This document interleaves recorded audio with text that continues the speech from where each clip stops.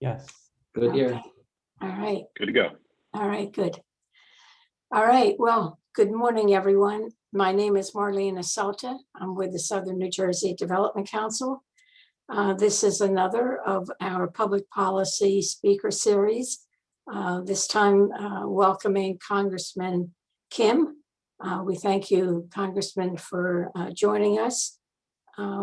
We also thank you and acknowledge your work on behalf of the Asian American violence and discrimination efforts that you're involved with, important to all of us. So thank you very much for that.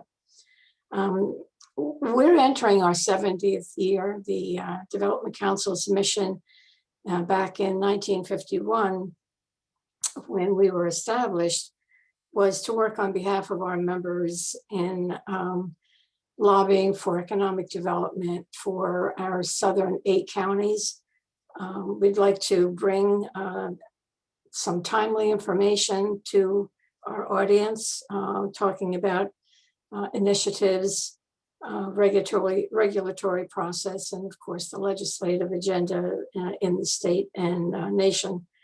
So that's a little bit about who we are and what we do. I'd also like to take a moment to thank our sponsors.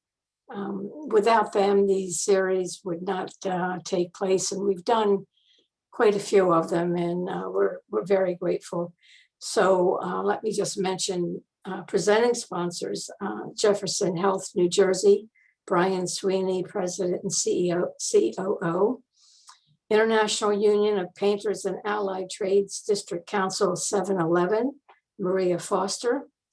Our host sponsors: Burlington County Regional Chamber of Commerce, Hoffman Exterminating, New Jersey Community Capital, PSE&G, South Jersey Gas, Parker McKay. Let me also acknowledge several of the elected officials that are not on camera, but are joining us, and we hope to say hello to them in a few minutes. From District 7, Assemblywoman Carol Murphy and Assemblyman Herb Conaway. From Atlantic County, Commissioner Karen Fitzpatrick. From Burlington County, Commissioners Tom Pullian and Balveer Singh. Cape May County, Commissioner Will Morey. Ocean County, Commissioner Joe Vicari. And mayors: from Deptford Township, Mayor Mendani, and from Gloucester Township, Mayor Dave Mayer. Also from Delanco Township, Councilwoman Kate Fitzpatrick. And from Vineland, Councilman Paul Spinelli. So we thank you for joining us. We hope to get you on camera, maybe just briefly if we can. After the Congressman's remarks, we'll be joined in a roundtable discussion that's will be hosted by Lisa Marina, who is Vice President of Governmental and External Relations for Jefferson Health New Jersey. Lisa also serves as our Vice Chair for the Board of Trustees.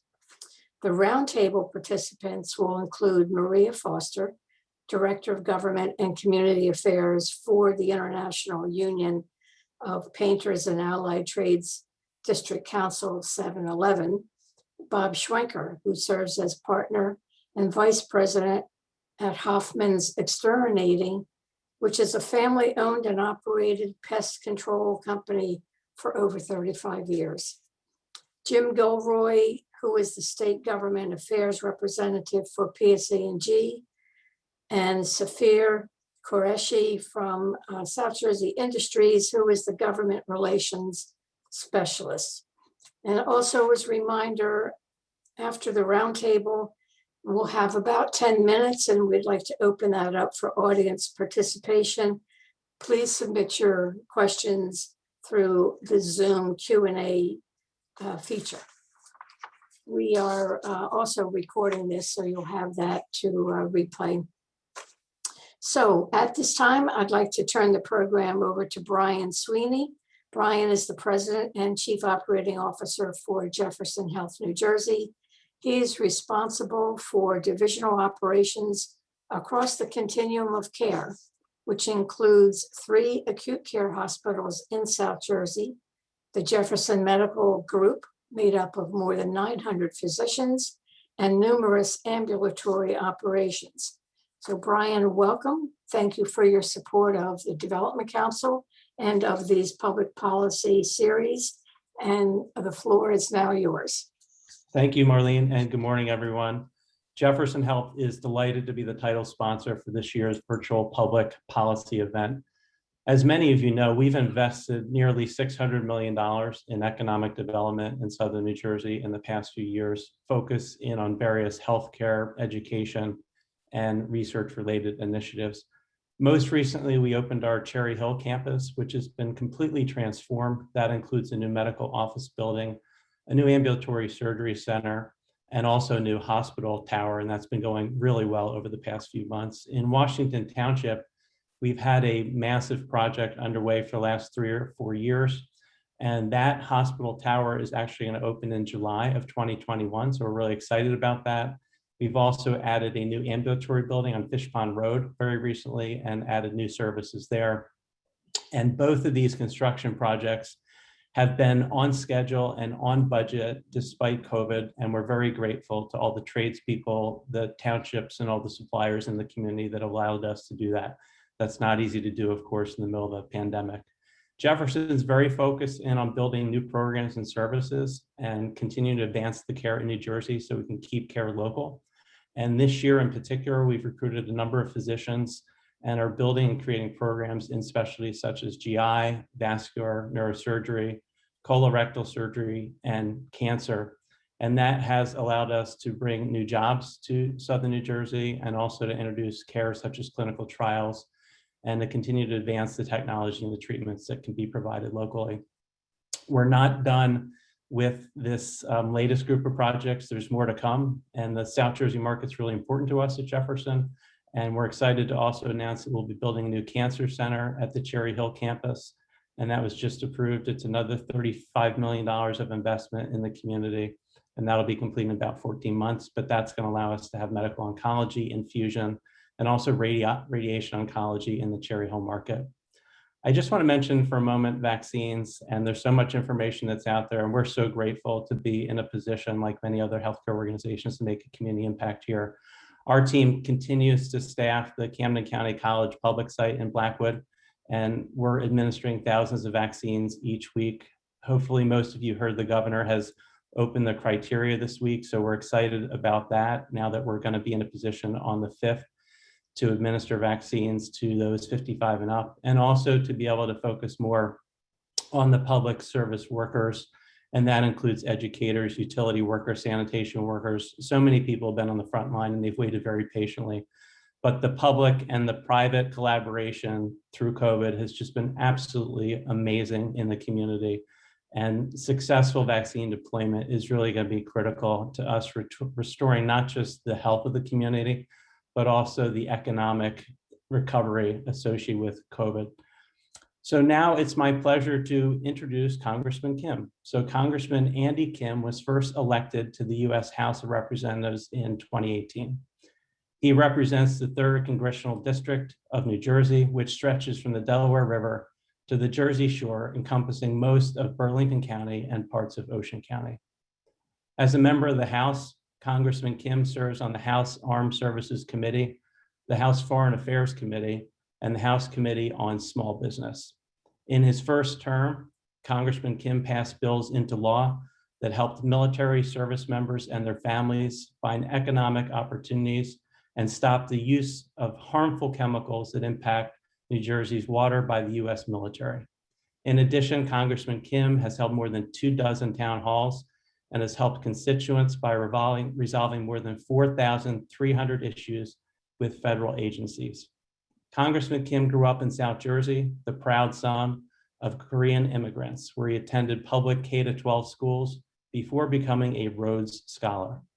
Prior to serving in the House, Congressman Kim worked as a career public servant under both Democrats and Republicans. He served at USAID, the Pentagon, the State Department, the White House National Security Council, and Afghanistan as an advisor to Generals Petraeus and Allen. He currently lives in Burlington County with his wife and 2 baby boys. I want to thank Congressman Kim personally for connecting with our organization through the COVID response and recovery, and appreciate that he's always willing to speak with our physicians, nurses, frontline health workers, and administrators to gain insight on key issues so he can support us and the community. At this time, I'd like to turn the program over to our keynote speaker, Congressman Andy Kim. Welcome, Congressman. Thank you. Thank you so much, Brian. I really appreciate the kind introduction. Marlene and everyone else, thank you for having me here today. I wish we could be able to do this in person, and I hope that we are able to do that sometime soon in the near future. But in the meantime, I just wanted to start by saying I hope all of you are doing okay. I hope you and your family are staying safe and healthy through this tough time. And if you need help either health-wise or financially or others, I hope you're getting it. And if not, please get in touch with my office if there's anything I can do to support. I did also want to just start by, again, thanking as well, raising the issues that are facing the API community right now. I'll be very honest with you, the last 2 weeks have been really tough. It's been months and years in the making. It is, while we've seen a spike in discrimination and hate against the AAPI community and Asian Americans around this country over the last year, we know that this discrimination existed well before COVID. It'll exist well after COVID. And it's something that we really need to, as a community and as a society, tackle and make sure that we're putting the requisite resources towards this and dealing with this in a way that can try to help keep our community safe. And that we all work together to make sure that we stand up against hate in every form and recognize that we embrace our diversity, that we take the steps that we should because it's the right thing to do. And this is how we as a democracy can pursue the type of freedom and justice that our country was founded upon. So I appreciate that you're paying attention, that we're looking out for each other and finding ways to be able to sustain this even after this issue falls off the front pages of newspapers and off the headlines on TV. We need to make sure we're following through on that. So thank you so very much. I wanted to just take some time to talk to you about how I see things unfolding over the coming weeks and months, over these next 2 years that I'm in Congress, trying to think about how do we turn a corner out from this pandemic? What are our priorities going forward for us to be able to make sure that we are on that road to recovery that we need to be as a country? We'll go through some of the details of the rescue plan and some other next steps, but I want to provide it in a frame so you understand how I'm thinking about this and you understand sort of the step-by-step process that I think we need to be thinking through to be able to do this strategically. What we know is that we have a long road to recovery ahead. We know that our success and our ability to navigate that as well as we should is not guaranteed. And there are pitfalls along the way that we need to work diligently with each other to avoid. Right now, I see this in 3 phases. The first phase is about stabilization. Right now, we are trying to get ourselves through this pandemic, through this economic crisis, through so much of the hardships that we see. I get contacted by hundreds, if not thousands, of constituents every single week, many of them still struggling significantly. I get calls about families that don't have enough money to put food on the table, worried about what happens next in terms of keeping a roof over their head. The circumstances that people are struggling through are staggering. I want to just set the stage there.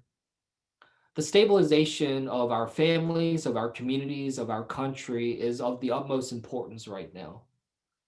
And I think that this is somewhere where we are trying to meet the moment in terms of how it is we get through this. Jefferson and others that are doing extraordinary work when it comes to our healthcare. in terms of trying to get us through this pandemic, in terms of providing people with the care that they need to be able to recover from this virus or prevent this virus infection, or in terms of the vaccine distribution. This vaccine distribution is the largest public health effort we've undertaken in modern history. It is an extraordinarily complicated process, and one that we need to be putting everything we got into it. I'm glad that we're starting to see a significant uptick in terms of the vaccines that are available, and I'm hoping that this will continue on. I worked last year on the select committee on the coronavirus crisis, trying to help energize and put the resources towards this effort early on. And we're seeing some of that fruits of the labor as we are now moving forward and trying to accelerate into April, where we expect a significant number of new doses of the J&J and other vaccines to be able to come early on and help us take this to the next level there. While we made progress in getting through some of the more vulnerable communities, we still have a long way to go. I will not rest until we can get our seniors, our veterans, and those with pre-existing conditions and any challenges in that way, the support that they need. This isn't just about the public health side. The vaccine isn't just a tool when it comes to our health and our health care. It is also a financial and economic tool. Our single greatest ability to be able to get back and run and operating as full as possible as a country is by getting these vaccines out there as quickly as possible. If that's even able to move up the full opening of our country by a couple weeks or even a couple months, that is something that could be extraordinary. It could be a game changer. These other steps that we're trying to do when it comes to stabilization are important. Our small businesses are going through the toughest times that they have in modern history. I've continued my work on the Small Business Committee in Congress. I'm the only member of Congress from New Jersey on the Small Business Committee because I know that this is a critical and pivotal moment for our small businesses. Trying to provide additional support through the Paycheck Protection Program, the Economic Injury Disaster Loans, which we've been able to bump up in terms of how much these loans can give out.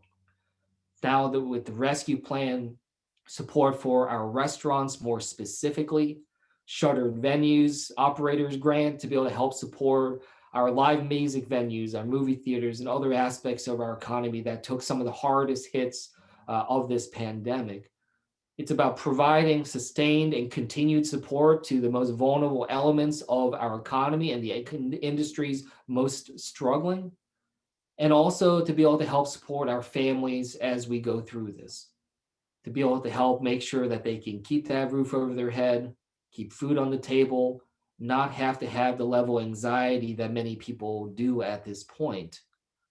This is about making sure that we stabilize across the board and recognize this is not multiple crises that we're facing. It is not just a public health crisis on one end and a financial crisis on another. It's all interconnected.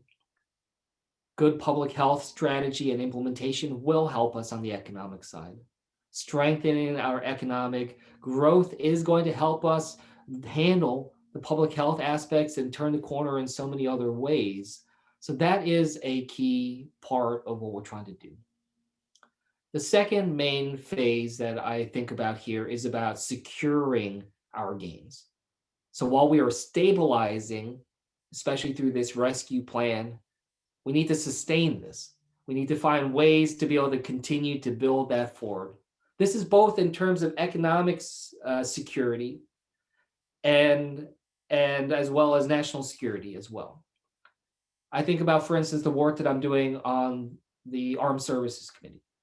This is something where I'm trying to do what I can to be able to help secure the joint military base in my district and in our region, which has been an economic driver and engine for our community. That can provide us and help us lay that groundwork of economic security, securing these gains, securing the efforts that we have, building out from the stabilization effort, trying to find other ways to be able to do this and take steps to be able to help support our small businesses, help them get that level footing that they need to after the Paycheck Protection Program money starts to run out and other efforts like that. We have now extended we'll be extending the Paycheck Protection Program, which was going to end in just 2 days. We'll be extending that to the end of June. And these are steps that, again, will help us secure this effort going forward, finding ways to build off of these stabilization efforts like the rescue plan and moving that forward as we try to make our way down this long road to recovery ahead. The third stage of this is about sustainment. So when we started with the stabilization, we move through the securing and security aspect of this, and we go through the sustainment side of things. This is about the mid to the long term. How do we make sure that we can connect the dots between this rescue plan and be able to continue on and have that glide path that we need to make sure that we don't have some type of cliff and we don't have some type of a huge problem down the road that is unforeseen. This is about taking some other steps that we're thinking about here in Congress, as well as additional steps I'd like to work with you on. One of these efforts is what we're trying to decide on next in Congress with the Biden administration about infrastructure. Infrastructure is something much needed. I think everyone across the political spectrum agrees with that. Here in New Jersey, the American Society of Civil Engineers gives us a D+ rating for our infrastructure, a C rating for our clean water. We can do better. We have to do better. This isn't just about the roads, bridges, the tunnels. This is about laying a new foundation for our country, for our state, for our community going forward for the 21st century. This is something is about investing in America, about giving us that new platform to be able to build on, and simultaneously helping generate a significant number of jobs to be able to help build this forward, be able to make sure that we do this right, and be able to continue this on the path forward. Those are some of the key aspects that we think about when we're thinking about sustainment.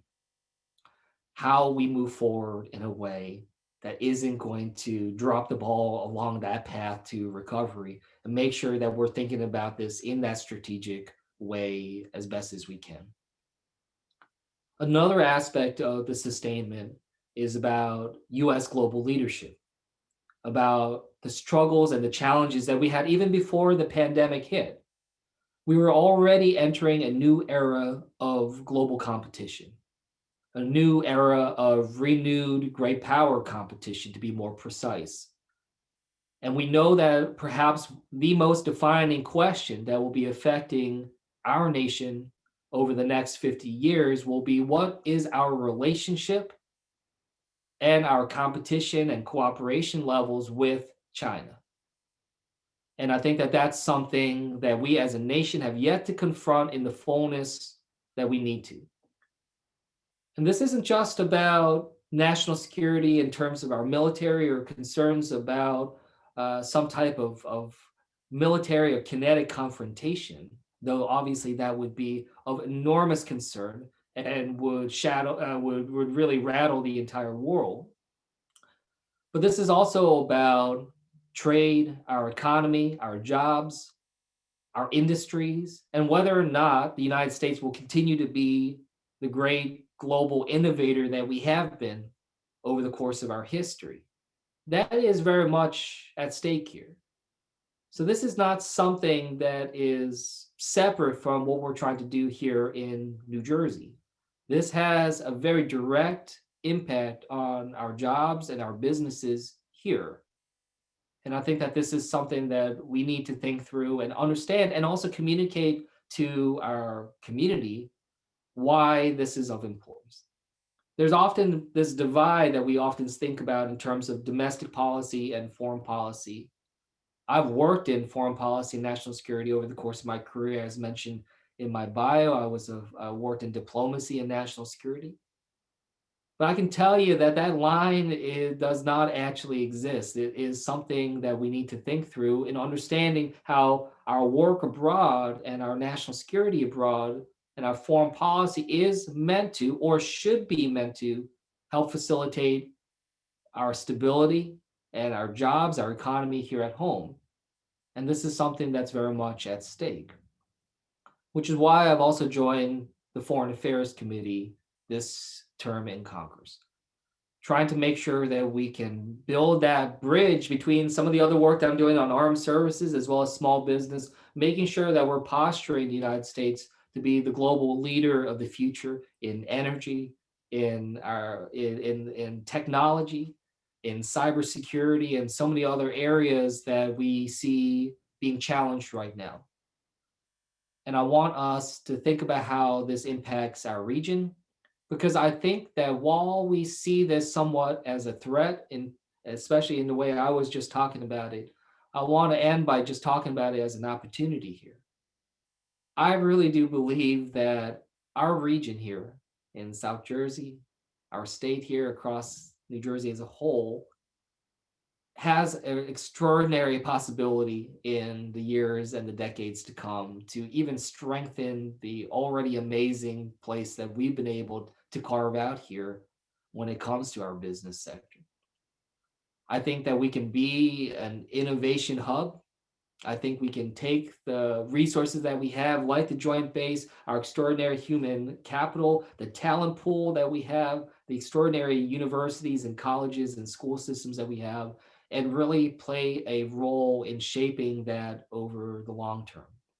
So it's not just about what will Burlington County and Ocean County, or what will South Jersey, New Jersey look like 2 months from now, 2 years from now, but we're really thinking about it in terms of what's going to look like 2 decades from now, and start mapping out that strategic vision. I know I've talked to some of you about this before, so I don't want to sound like a broken record, but I think we need to pick up that conversation again. We started it before the pandemic, and the pandemic makes this all the more important that we come out from this understanding where we want to go. Because if we don't know where we're trying to get to, we'll end up just driving around in circles. And that is not something that we can afford to do, given the concerns and the threats and the challenges that we face ahead. So I hope that gives you a sense of how I'm seeing the different pieces of the work that we're trying to do in Congress and in government fitting together. That these are not just separate individual pieces of legislation that are just hitting different challenges on a pinboard. This is something that needs to be threaded together, thought through with coherence, with a level of pragmatism and thoughtfulness about what can be accomplished, as well as pushing us to be able to deliver and aim towards the strategic vision of where it is that we want to go to. I don't have all the answers. When it comes to where our vision is heading and what industries we need to be focused on and how we get there, I need your help. I want to continue to talk to you about that, see how your businesses and your organizations and your associations fit into this, and how we can all be rowing in the same direction, trying to get to a shared goal. Because we're all members of this community, and we want this community to be as strong as humanly possible. So I look forward to your questions. I look forward to your comments. I look forward to hearing from you. And if we're not able to get through everything here on this talk today, we'll be able to do so going forward. You have an open door and an open line to my office as we work together to try to figure this out. So thank you, and I'll turn it on back to our host. Thank you, Congressman Kim. Good morning. It's so nice to see you again.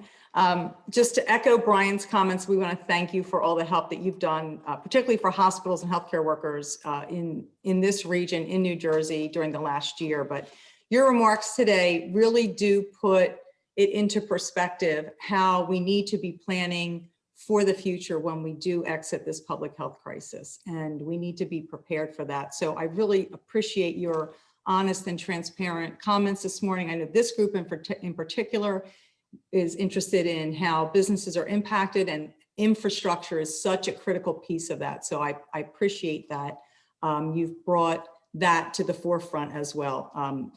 It's just critical to the businesses, into the business community. So as our roundtable is preparing, coming onto the screen, I just wanted to remind the participants that we do have an opportunity for you to ask questions. You can put your question into the Q&A, and we'll be We'll be working through them with the congressman who's graciously agreed to answer some of your questions. And we did receive a few in advance. And so the roundtable participants are going to be working through that. And I'm going to start with the first question, and it is healthcare related, Congressman. Now in Washington, there's a Democrat majority in both the House and the Senate.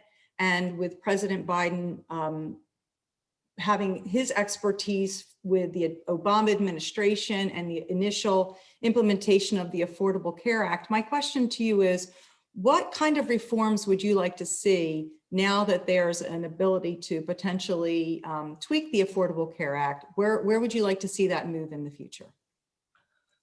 Thank you. First of all, it's great to see you again. Good to see you. And thanks so much for the question there. This is what I think about a lot. Healthcare was really the reason I decided to step up and run for Congress in the first place. It's something that still remains the top issue that I hear about from people in the district. And especially as we go through this pandemic has really shined a light on some of the challenges that we're facing, and hopefully will allow us to recommit ourselves to fixing some of this. I see this in three ways. Now, there are obviously other aspects of this that we need to focus on, but let me highlight three ways in which I think about this. I first and foremost think about it in terms of expanding our coverage and expanding our healthcare to be able to reach all Americans. How do we get there? The pandemic, nobody during a pandemic should, pandemic more than ever, but nobody in general should be without the care that they need. That is what allows us to become a just society and be able to treat people with decency and dignity for them to be able to get that care that they support. And I believe that there's a way we can do that is something that we can do together here.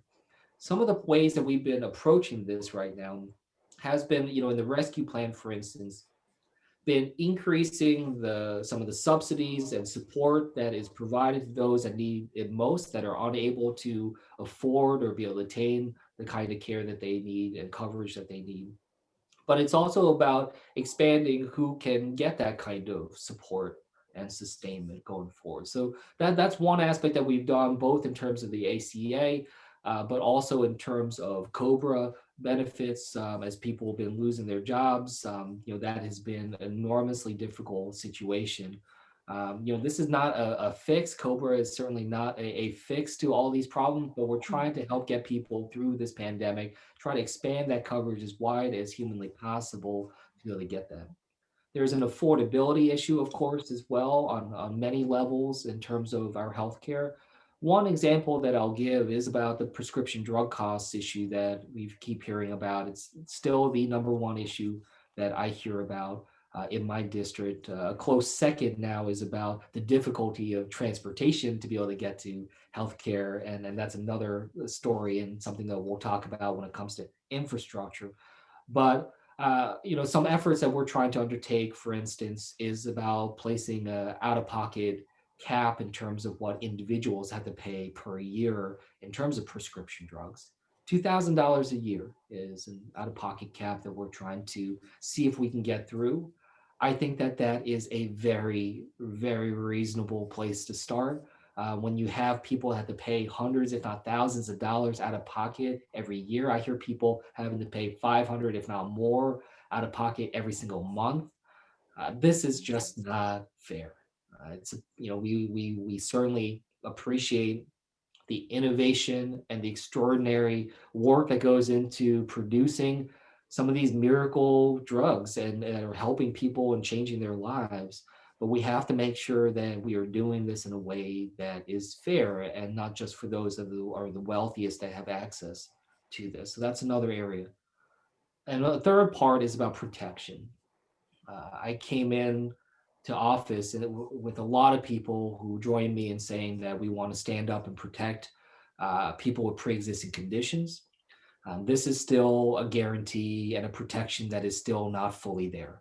And this is something that I worry about in terms of some of the erosions that we see or can perceive to happen along that path. And we want to recommit ourselves to making sure that we do that. As a son of a polio survivor and a father to two baby boys that have some health issues of their own, I want to make sure that we are helping those that need it the most and not casting them to the side or treating them differently in that type of way. So those are some of the ways that I see it in terms of the prioritization. There are different elements within that that we will be getting into the details as we move forward with legislation. We're engaged with talks with the Biden administration about how they see their priorities. Some of them align with what I've just laid out, and we'll try to make sure that we move forward together. Thank you. Thank you, Congressman. Certainly, we've seen, not just during the pandemic, but the access to affordable health care is critical. It's critical for businesses. The cost of insurance is driven highly by that. And so it's important to all of us that we have a healthcare system that is able to stand up all Americans. So our second panelist today is Bob Schwenker. He's the Vice President for Hoffman Exterminating, and he's going to pose to you our next question. Thank you, Lisa. Good morning, Congressman. It's my pleasure to be able to ask a question. It's very nice meeting you. As a service provider, we provide pest control services to many commercial clients, including property managers. And since the pandemic, we've seen a the larger companies offering work at home alternatives and finding that it really hasn't impacted their productivity very much.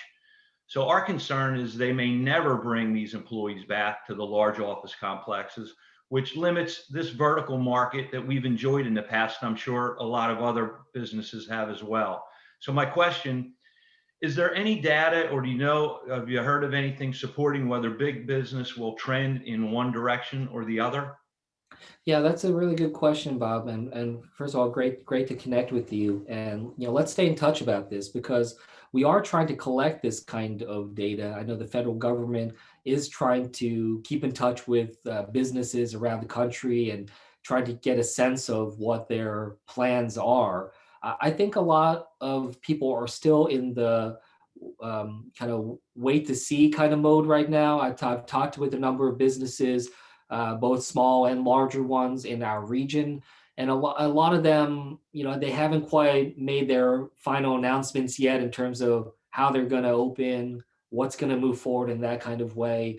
And I do share a lot of your concerns about what this is going to mean when it comes to the business sector, when it comes to commercial real estate, and how that's going to affect, all these other second order effects.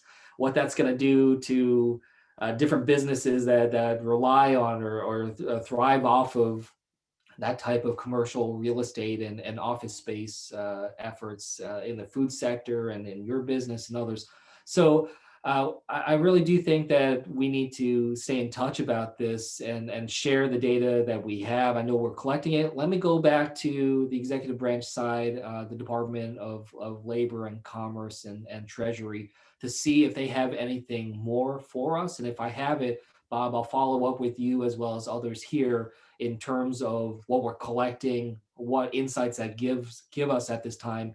But I do think that a lot of it will probably be not sufficient for us to draw any firm conclusions to, but maybe at least just get some understanding of trends.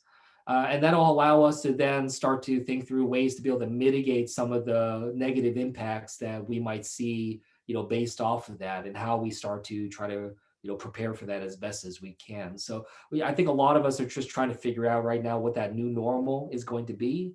We know it's going to be different. We're going to emerge into a world that's going to be different than the one we socially distanced from a year ago.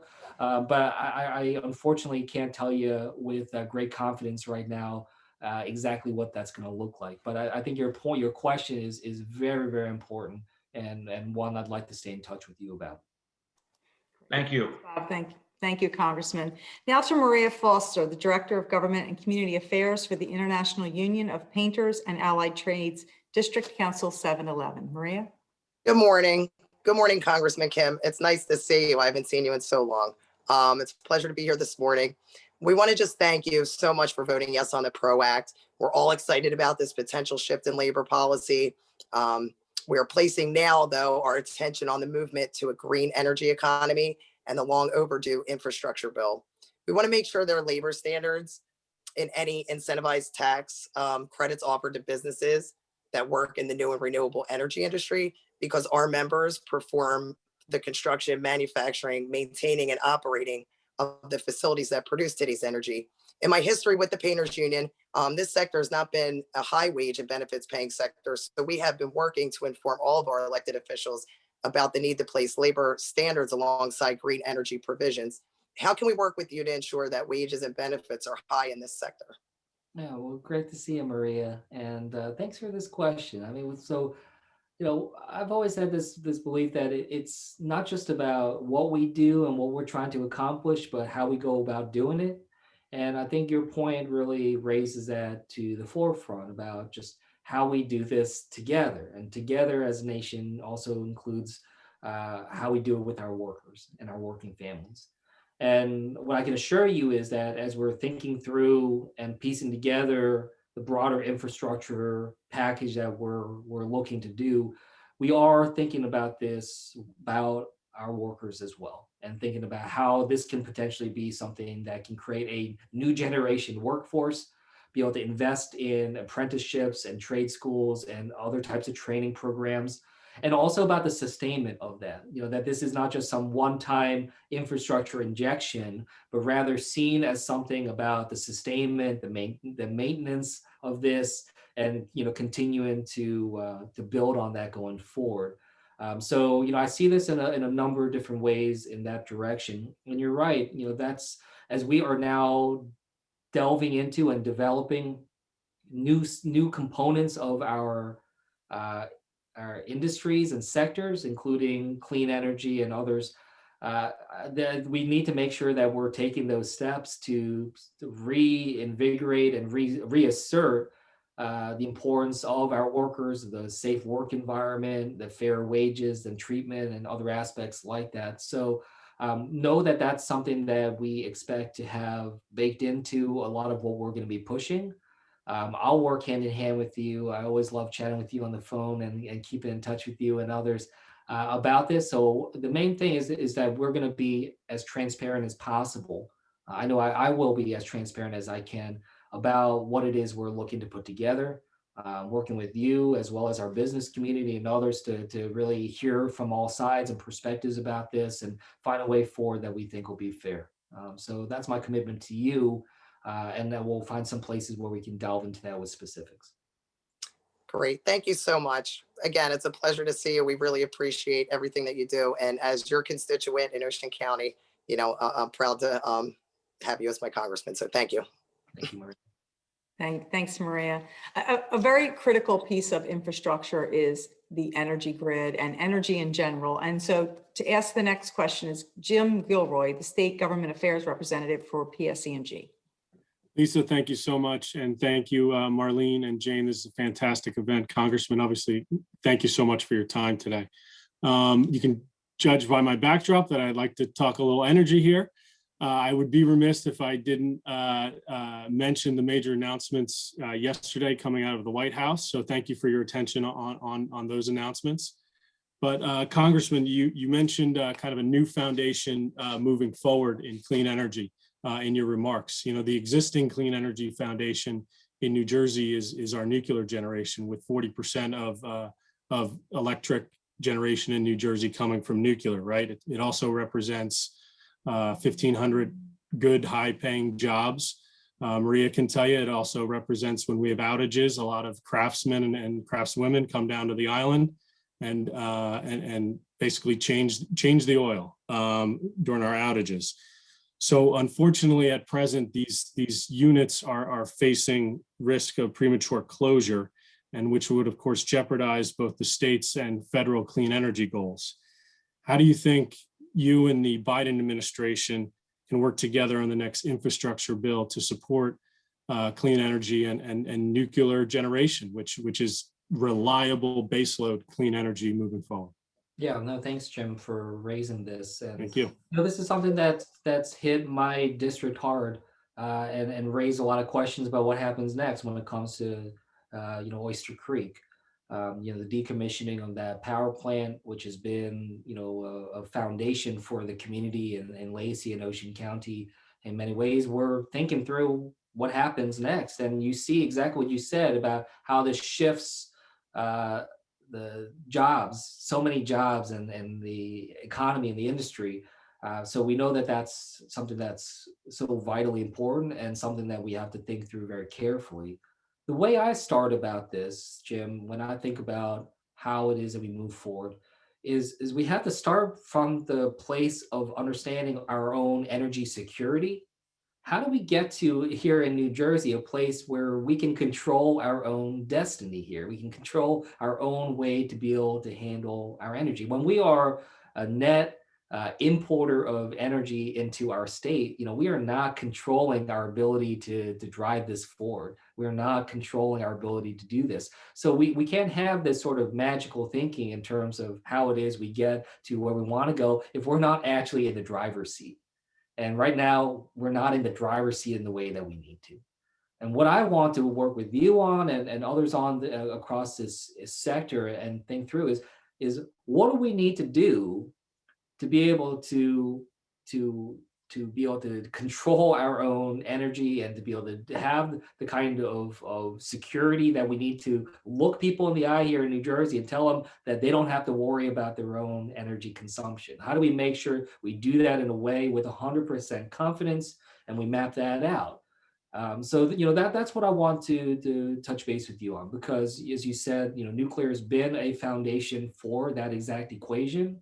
And it's going to definitely play an important role going forward in how we make sure that we have that energy security in New Jersey, especially at a time when, as I said, we're net importer of energy. We're clearly not able to handle this without the capacities that our nuclear is providing right now. And that's just a reality of the situation.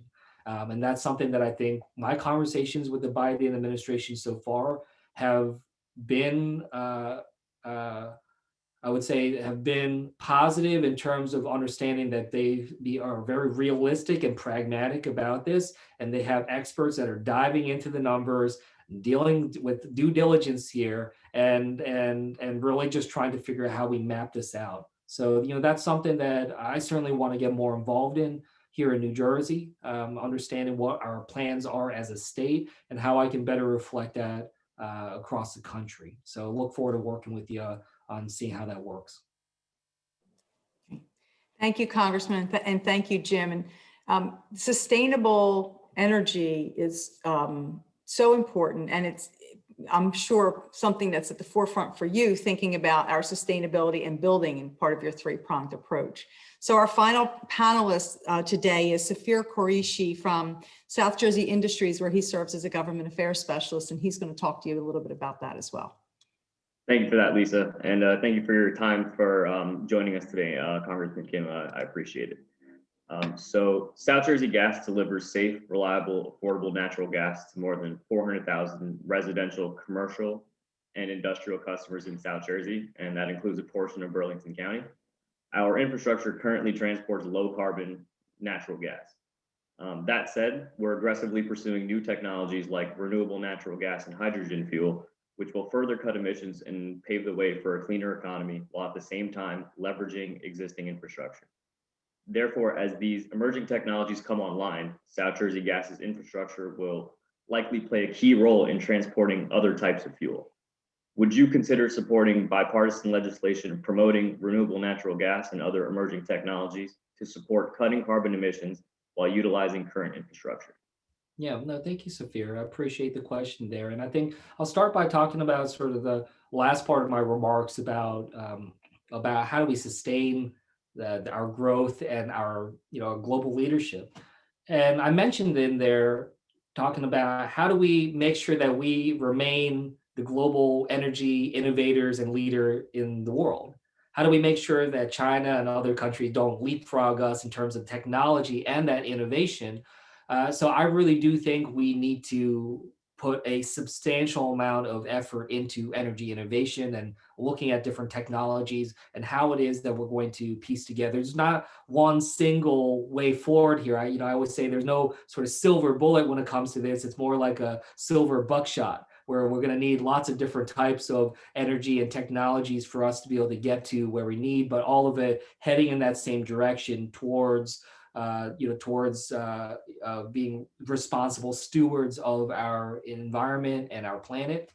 I'll be very honest with you. I'd like to talk to you more about this. I don't know as much about some of the technologies, emerging technologies that you're talking about in terms of renewable natural gas and hydrogen aspects of that. So if you don't mind, maybe we can set up a time for you or someone else and others so we can jump on the phone, go through it in greater detail so I can learn up about this and understand how this might play a role in terms of how we do this going forward, and what place it kind of builds off of what I was just saying, the gym. How does this fit in the broader tapestry of what we need to do to make sure that we have that energy security for the people of New Jersey and to be able to deliver for them. But I want to make sure that I do that with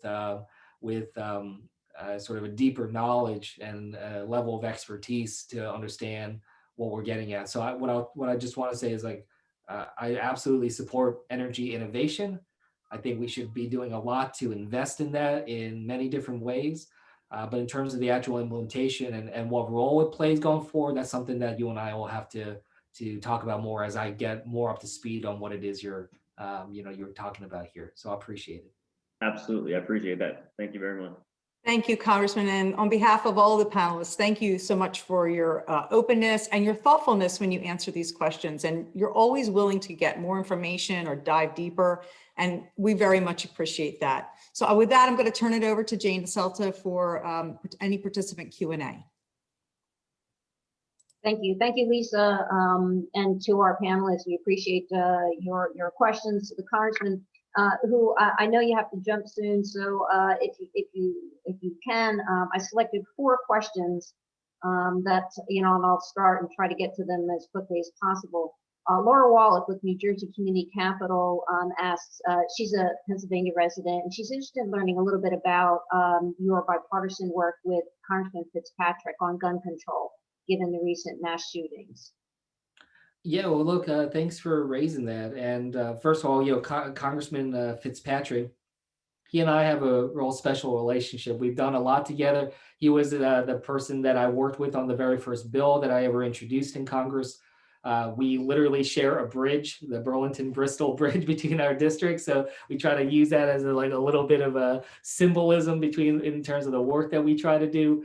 And look, on the challenges that we're facing on gun violence prevention, as I started off my remarks, this is something very personal to me right now. I was actually just in Atlanta this past Sunday. I was invited down to Atlanta by the families of the victims. And it was a very powerful experience. It was one of the most powerful experiences that I've had in my entire career. To go down there when the wounds are still so fresh, to speak to these families that are still grieving. They literally just buried their loved ones the day before I arrived. And when I asked them, what can I do to help?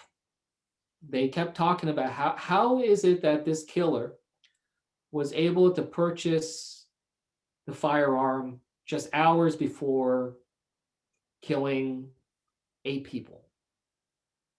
How is it that this person could, without any waiting period or any aspect like that, without any recognition of whether or not he's going to be a responsible gun owner, able to be able to do this? And I didn't have an answer back to them, and I think we struggle as a country to think through this. What we need are legislators that are willing to be thoughtful about this and really approach it from the issue of how do we solve this problem?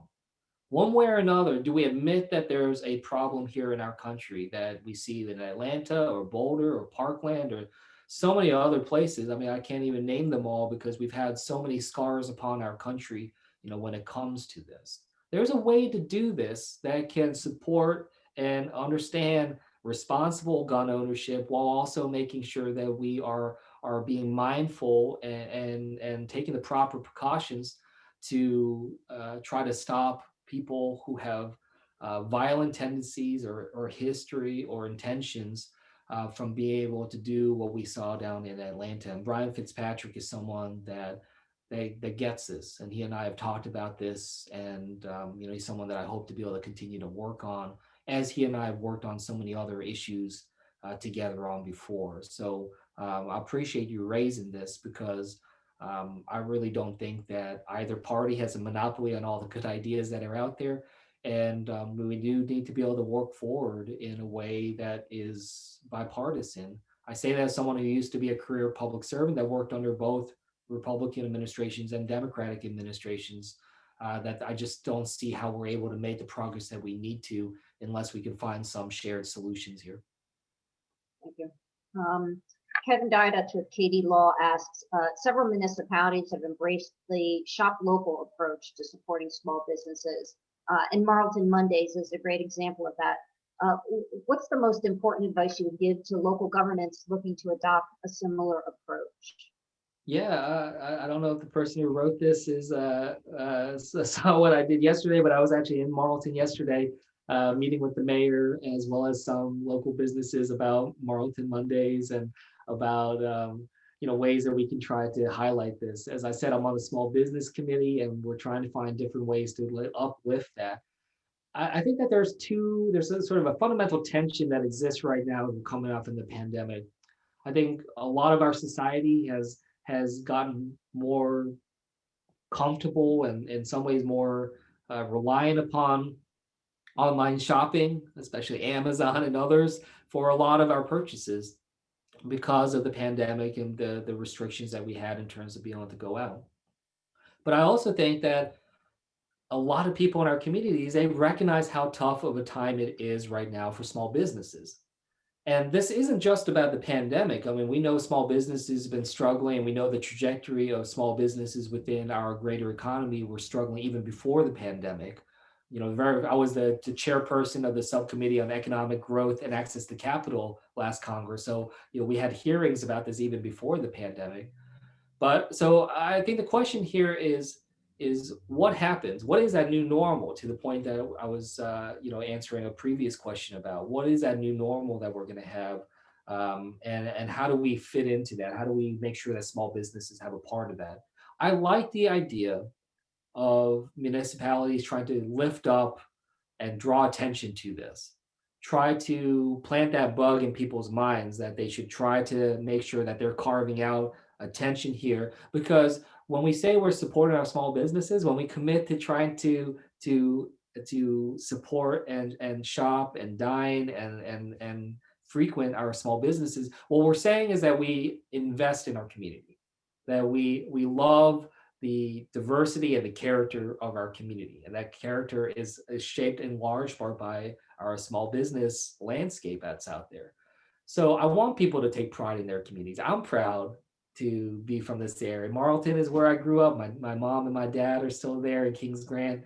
A lot of those small businesses that we've seen coming and going, we're hoping that there's a lot more of them coming and staying, be able to do that. So, if other municipalities, what I would say is let's trade some best practices here. I've heard some great things from different towns. I'll check in with the different mayors as I do regularly and see if this is something that they're doing. And if they have any questions, I'll try to connect them with each other. But, we really need to share some of these best practices right now and lift things up. I used to live up in Bordentown as well. They do a lot of great things there to support the businesses up and down Farnsworth. And, I think that there's a lot of good efforts here that we can learn upon and help support, especially as we get into the warmer weather, into the summer. How do we make sure we really supercharge this now and put ourselves in a position for these small businesses to have a very steep recovery? I think that's a really great idea. Thanks, Congressman. I moved to Collingswood and Haddon Township for the very same reason, that downtown community feel. So I really appreciate it. That's the quality of life. So thank you. And I know you have to jump, and we have two more questions from a couple of our members. But what I'd like to do is send them over to Antoinette for you to answer those offline, if that's okay with you. Yeah, no, thank you. I appreciate that. I'll absolutely get back. And look, let's make sure we do this more frequently, and it doesn't always have to be in this format. We can try to have sort of smaller discussions as well about different sectors and industries. But I'd like to get feedback as well from you all about some of what I talked about that vision going forward, about what is it that we're trying to build towards. So I appreciate that this kind of gets us back on that path of talking now that we're starting to see the light at the end of the tunnel when it comes to this pandemic.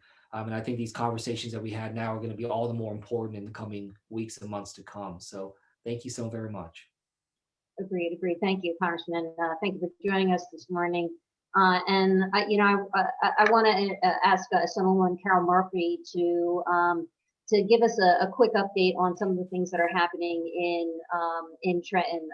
Assemblywoman Murphy represents the 7th Legislative District. She was first elected in 2017. And serves on the Assembly Judiciary Committee, as well as the Budget Committee, Financial Institution Insurance Committees, and the Assembly Oversight Reform and Federal Relations Committee. And she's also on the Special Committee on Infrastructure and Natural Resources. So with that, Assemblywoman, we're looking forward to a quick update on what's going on in Trenton. Thank you. Yeah, I'll make this quick because I know we have, we're running a little behind on time, but I just want to thank you, Jane. Thank you, Marlene. Thank you to the Southern New Jersey Development Council for having me and giving me this opportunity to say a few words and to be able to express what's happening in Trenton, as well as thank Congressman Kim for all his hard work on behalf of not only the businesses in New Jersey, but also the residents, which I represent as well. I, as well, am a firm believer of investing in our communities, and our new normal cannot be without our businesses. We have to assure that our businesses are an integral part of our communities.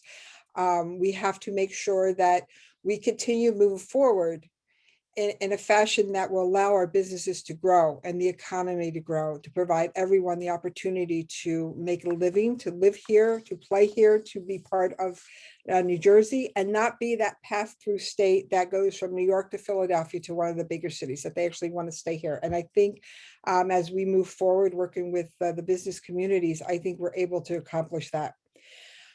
As I invest in my community, which I have done a lot of, and drive into various places, and I still drive to various places, even though I don't have a lot of meetings outside of Zoom, but it gives me great pride to see what's going on in my community.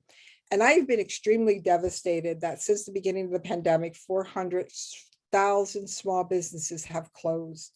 And, there's so many more that's hanging on by a thread. It breaks my heart.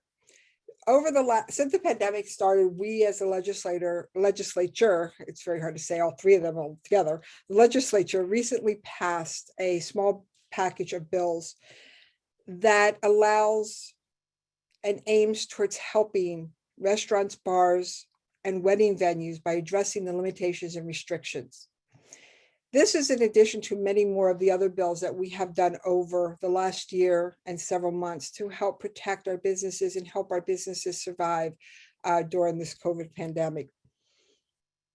And as we relate to the budget is concerned, I was very encouraged and very hopeful that when I heard the Treasury and the governor's proposed budget, that it indicated and anticipated better revenue projections than what we could even have expected last year. The governor proposed in his budget nearly $45 billion for the fiscal year of 2022. But during the pandemic, many residents and small businesses have faced very difficult financial situations, as all of you know, as being business owners and employees, and you hear your employees talk about the issues that they face. And it thrilled me to see that Governor Murphy proposed in his budget did not include any increased taxes or fees, but instead provided property tax relief for our New Jersey residents, including a rebate championed by the Speaker, by Speaker Coughlin, for our middle-class families, which are our small businesses, is our middle-class families. Funding for the expansion of veterans' property tax exemptions, full funding for a citizen property tax freeze and homestead rebate.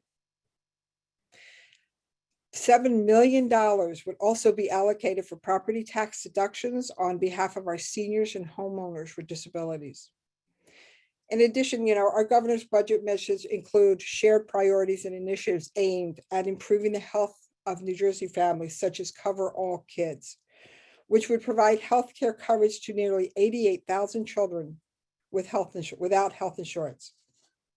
Additionally, examples include financial support for productive health care, family planning services, postpartum medical coverage, pharmaceutical assistance, and many, many more that we can have. It also includes, which is education, which is the assessments of economic opportunity. And I was extremely pleased to see that Governor Murphy proposed a budget that has the largest commitment to our school funding, including pre-K. Our state's ongoing efforts to help the economy grow, especially of the financial challenges caused by the pandemic, are also prioritized in his budget message. It includes funding for programs that would benefit Main Street, small businesses, startups, while promoting innovations and entrepreneurship. The budget provides, for the first time since 1996, the state paying 100% of its actuarially required pension payment. This takes a huge step in the right direction to bolster our credit rating and protect our state's long-term fiscal health. We took a lot of bold steps last year to navigate the financial realities of the pandemic. And now as a member of this budget committee, we need to sit down, listen to our businesses, listen to our residents, and in the works ahead to improve upon a proposed budget with smart solutions to ensure a fiscally sound, fair, responsible final budget and protect New Jersey's 9 million residents.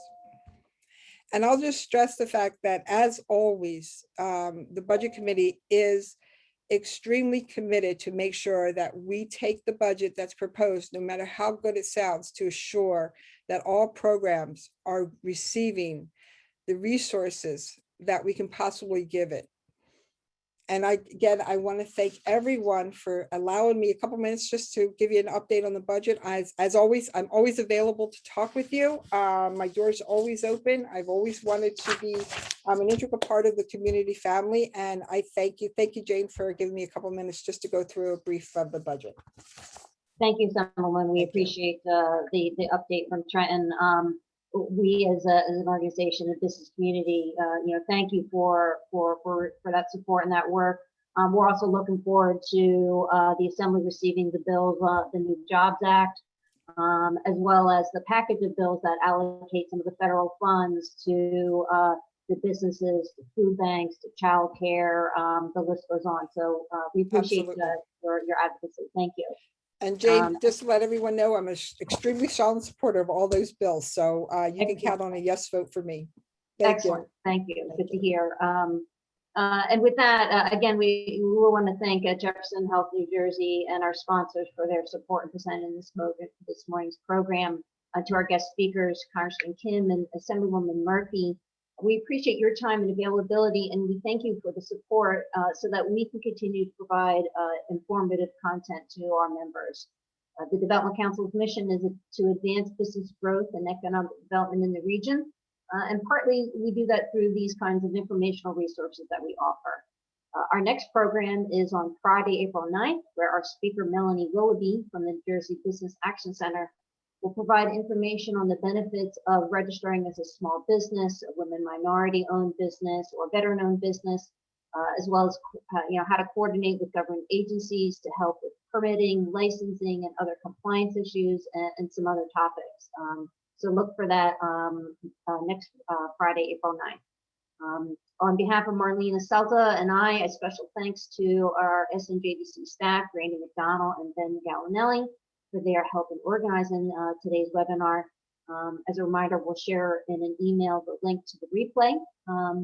We thank you for joining us this morning. We wish you a good, healthy, and speedy economic recovery. Have a great day. Stay well. Thanks, everybody. Be well.